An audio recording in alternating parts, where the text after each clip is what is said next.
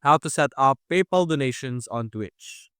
So first things first, we're not actually going to utilize Twitch directly. We're actually going to utilize streamlabs.com over here to handle our donations, especially when it comes to Twitch. So you're basically just first going to log into your Streamlabs by logging in through your Twitch account. There's an option in Streamlabs in the login page to log into Twitch to automatically connect your Twitch and Streamlabs together.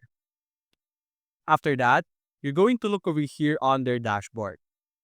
Over here, under Earn and Grow, there's an option called Tipping.